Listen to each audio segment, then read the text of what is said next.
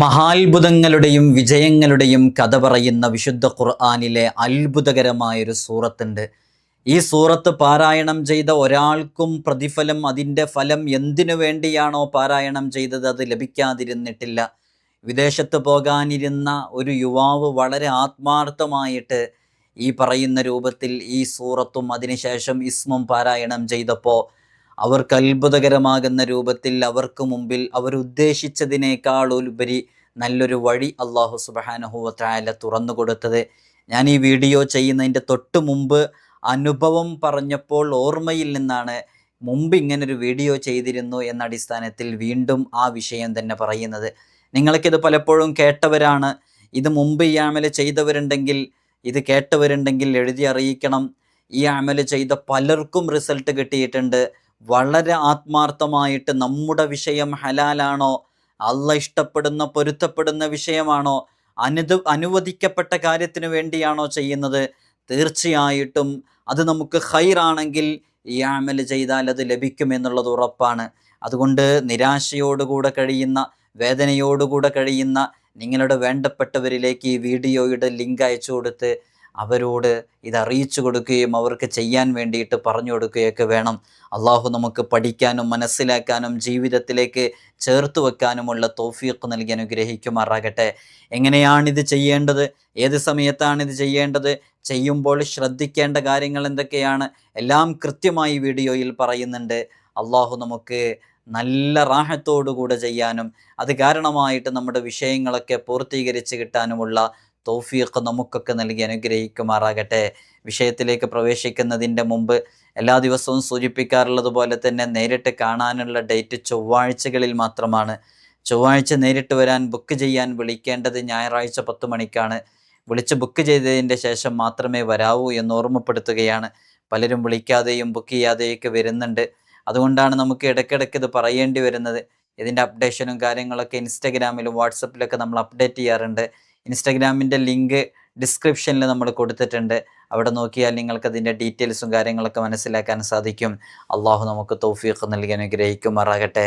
നമ്മളിന്ന് ചർച്ച ചെയ്യുന്ന വിഷയം എന്ന് പറയുന്നത് മഹാത്ഭുതങ്ങളുടെയും വിജയങ്ങളുടെയും കഥ പറയുന്ന പേരിൽ തന്നെ അതിലേക്ക് സൂചനയുള്ള മുത്തുനബി സല്ലല്ലാഹു അലൈഹി വസല്ലം തങ്ങൾ വർണ്ണന പറഞ്ഞ വളരെ പവിത്രമേറിയ സൂറത്തായ സൂറത്തുൽ ഫത്ഹിനെ കുറിച്ചാണ്.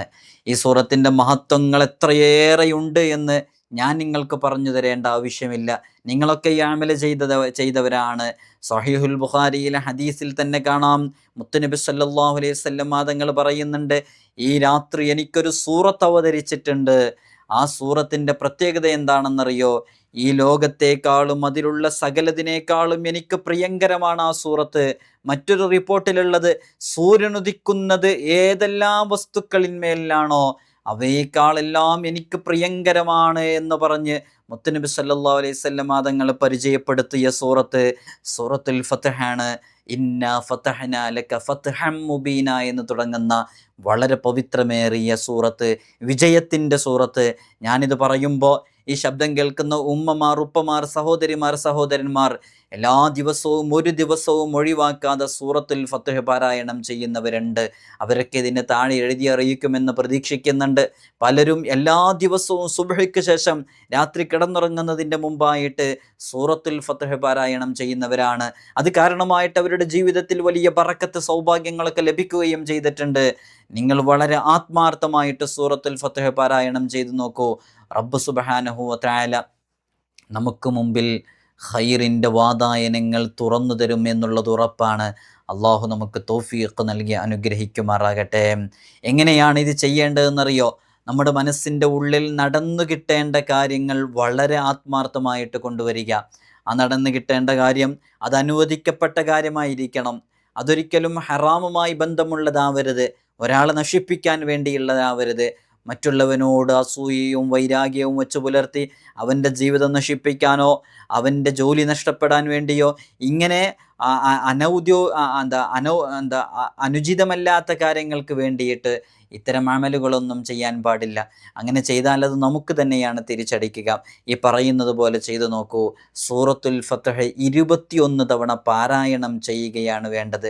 സൂറത്തുൽ ഫത്ഹ് 21 തവണ പാരായണം ചെയ്യുക എന്ന് പറഞ്ഞാൽ 3 ദിവസം കൊണ്ട് 21 തവണ പാരായണം ചെയ്യാൻ ഒരു ദിവസം 7 തവണ സൂറത്തുൽ ഫത്ഹ് പാരായണം ചെയ്താൽ മതി. 7 ദിവസം കൊണ്ട് 21 തവണ പാരായണം ചെയ്യാൻ ഒരു ദിവസം 3 തവണ പാരായണം ചെയ്താൽ മതി. 21 ദിവസം കൊണ്ട് 21 തവണ പാരായണം ചെയ്യാൻ ഓരോ ദിവസവും ഓരോ സൂറത്തുൽ ഫത്ഹ് പാരായണം ചെയ്താൽ മതി.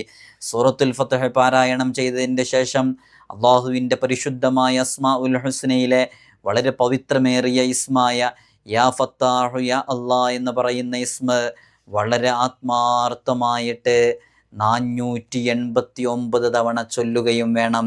489 തവണ ആത്മാർത്ഥമായിട്ട് യാ ഫത്താഹു യാ അല്ലാ എന്ന് ഓരോ സൂറത്തുൽ ഫത്ഹും പാരായണം ചെയ്തതിൻ്റെ ശേഷം ചൊല്ലിയിട്ട് അള്ളാഹിനോട് നമ്മുടെ ജീവിതത്തിൽ ഒരിക്കലും നടക്കില്ലെന്ന് കരുതിയ കാര്യം നടന്നു കിട്ടാൻ വേണ്ടി ദുആ ചെയ്താൽ ആ ദുആക്ക് ഇജാബത്തുണ്ട്. എത്രയോ അയിമ്മത്തുകൾ ഇത് ചെയ്തിട്ടുണ്ട്.